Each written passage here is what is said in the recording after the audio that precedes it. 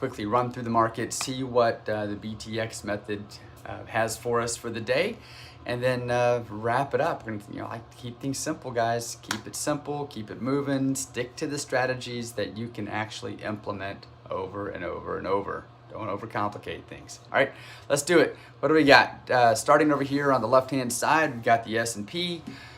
Yesterday, we talked about in the morning that we've got potential long trading opportunities there in the S&P. I personally did not like it if it broke down below 38.20. Remember I said yesterday, if it breaks down below 38.20, it can certainly keep falling from there, and that might be the signal to just stay away from it. So, if you're like me and it broke below 38.20 and you're like, oh, game over, I'm out, then you were just out, didn't do anything. If you're just following the trading method and just cruising along with it, letting it do what it needs to do, you can see we had a potential tradable opportunity down here, making the lower highs and the lower lows, and then we broke back above that on the next candle, and we can see where price would have potentially trailed up here. Couldn't think of the word I was looking for. Trailed. How did that word escape me? Anyway, price would have trailed up here and could have potentially closed out for a small gain there.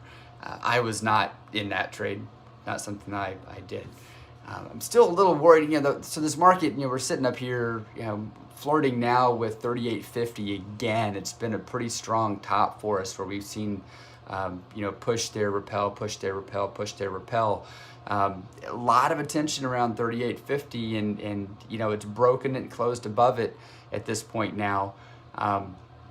We can certainly still go higher from here. And here's where things come in. Folks go, well, Brian, you can't possibly keep going up. It's already at 38.50. Let me remind you, people have been saying we hit the top since we were at 2000 4 years ago. All right. All those people, I don't know where they've gone.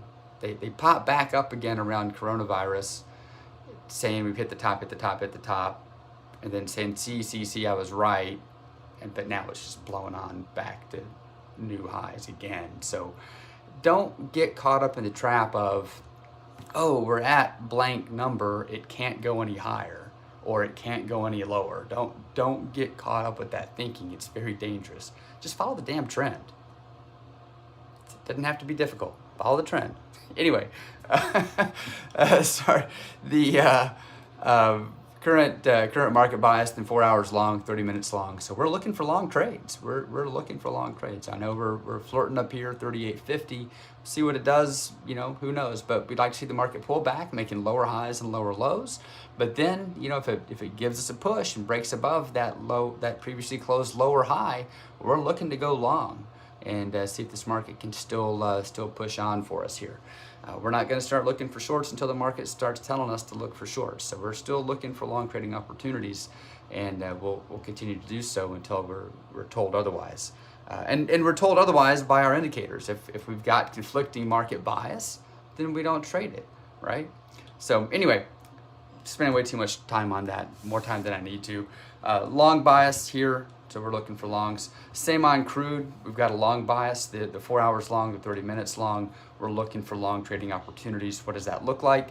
It looks like what's happening right now. We'd like to see the market pull back, making lower highs and lower lows, and then we'll play a breakout. If the market moves back in the direction of its current bias, then we'll play a breakout to the long side at the top of that previously closed lower high.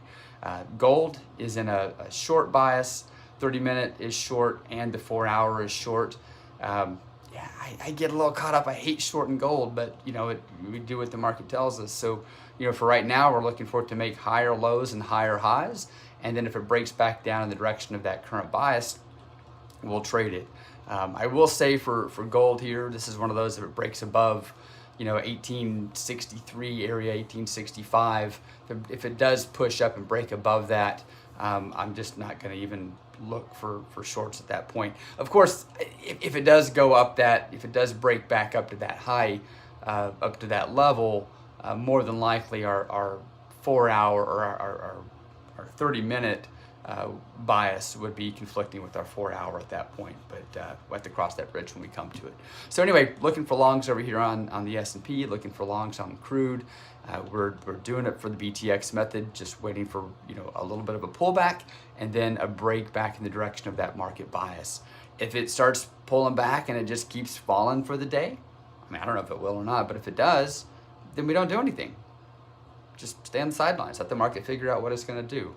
There's going to be profit taking, there's going to be corrections, there's going to be things that occur that are going to cause that ebb and flow in the marketplace.